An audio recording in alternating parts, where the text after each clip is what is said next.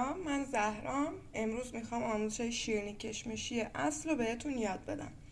میریم با هم دیگه مواداش و اندازه‌هاش رو بهتون بگم. آرد نول یا آرد 3 260 گرم که من 2 بار اونو علک کردم و بیکینگ پودرم روش علک کردم. روغن مایع اینجا داریم 40 گرم، پودر قند 180 گرم، 2 تا تخم مرغ، وانیلی قاشق چای خوری و در اینجا روغن صاف قنادی داریم 100 گرم که شما میتونین اگر روغن صاف قنادی نداشتین از کره استفاده کنید یا روغن جامد. حتما با روغن جامد باشه، اینکه نیمه جامد باشه شیرینیتون وا میره. 100 گرم کشمشه که من اونا رو به مدت نیم ساعت از قبل خیس دادم. که یکی از نکته‌های خیلی مهم اینه که وقتی کشمشمون رو خیس دادیم حتما بهش 1 قاشق یا 2 تا قاشق غذاخوری آرد بهش اضافه میکنیم. به این دلیل که توی بافت موادمون همش یک جا جمع نشه، پراکنده باشه و همه جای شیرینیمون این کشمشا باشه. و از آرد خود دستور کم نکردم، 2 تا قاشق از آرد جداگونه برداشتم و بهش اضافه کردم. برای درست کردنش ما روغن صافمون رو به اضافه روغن مایع و پودر قندمون به مدت 2 دقیقه باید با همزن بزنیم. حالا شکل نهاییش رو بهتون نشون میدم، فقط اولش باید با قاشق هم بزنید که پودر قندمون همه جا پراکنده نشه. اول یکم هم میزنیم که پودر قند همه جا نباشه و بعد به مدت 2 دقیقه با همزن هم میزنیم که حالت یه نوع انگار ماست میشه، ماست چکیده. باید به اون صورت بشه، سفید بشه بافتش که الان بهتون نشون میدم. بعد 2 دقیقه که هم زدم بهتون نشون میدم. دورگیری هم حتما فراموش نکنید، خیلی مهمه که همه این مواد هم بخوره.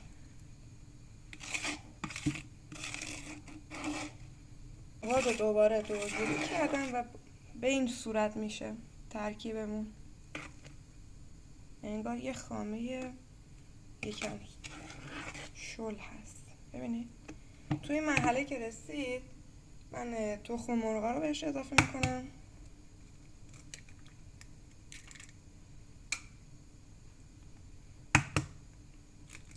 دو تا تخم مرغ داشتیم و میتونین مواد رو نصف درست کنین، یعنی اولش همش رو درست نکنین، میتونین مواد رو نصف درست کنین و وانیل و دوباره به مدت 1 دقیقه کمتر میزنم که حالت مثل همینجوری انگار ماست چکیده بشه.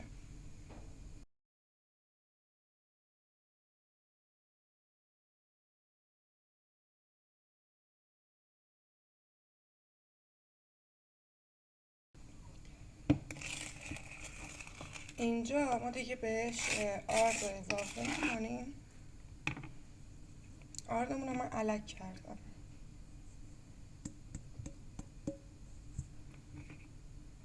اینجا دیگه باید با دست هم بزنید، با لیستک یا حالا قاشق، هر چیزی دارید باید هم بزنید. دیگه از همزن استفاده نمی کنید چون موادمون اگر تسمیه بشه سفت میشه توی فر.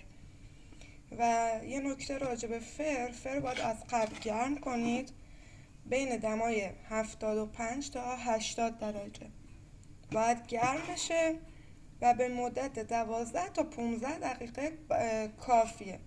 ولی توی بعضی از فرها که نمیدونین قلقشون دستتون نیست، اول یکیشو امتحان کنید ببینین این دمای مناسبشه یا دقیقه خوبه. اگر دیگه خوب نیست باید زیرش برشته نشده باید تایمشو بیشتر کنید. اول یه دونه رو امتحان کنید، همشو با هم نذارید که موادتون خراب نشه. وقتی همه موادم به خوبی مخلوط شد ما در آخرم کشمش بهش اضافه میکنیم. نکات کشمش هم که بهتون گفتم.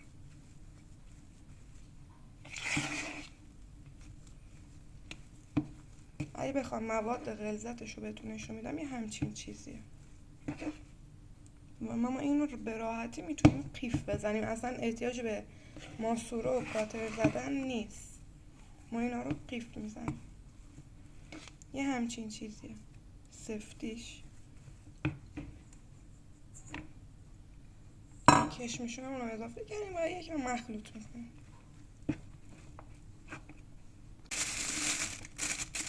قیفمون رو بین دوتای دستمون انگشتام به این حالته باز میکنم و از مواد داخلش میریزم.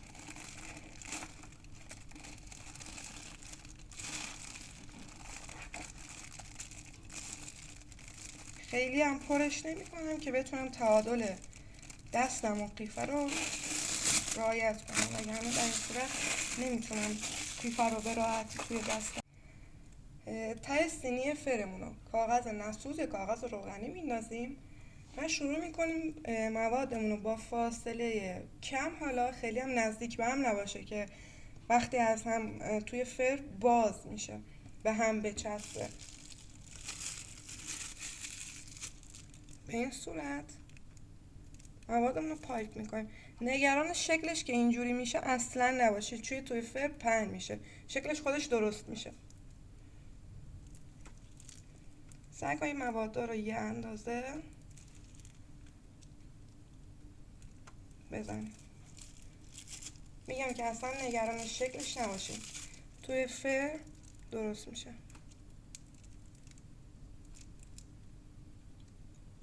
یه دونه مواد کم بزنی یه دونه زیادم نباشه، باعث میشه اونایی که موادش کم بوده بسوزه. فاصلهش همینقدر خوبه، رعایت کنید.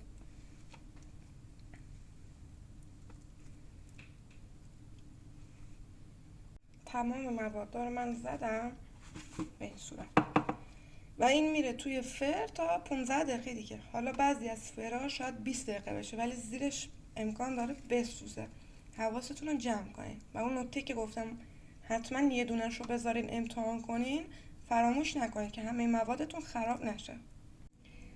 الان سینمون رو از تو فر در آوردیم و خیلی داغه.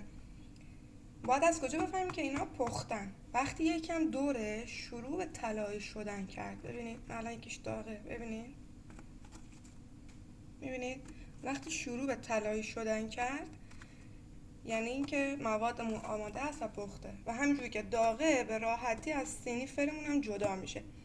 اگر فرتون دماش همه جاش یکی نبود و فن نداشت، باید هر نصف زمان تو که گذشت، مثلا اگه 15 دقیقه هست 7 دقیقه که گذشت در فر رو باز کنید و سینیتون رو بچرخونید. وقتی سینی تو چرخونید همه جاش طلایی میشه. این نکته هم توجه کنید.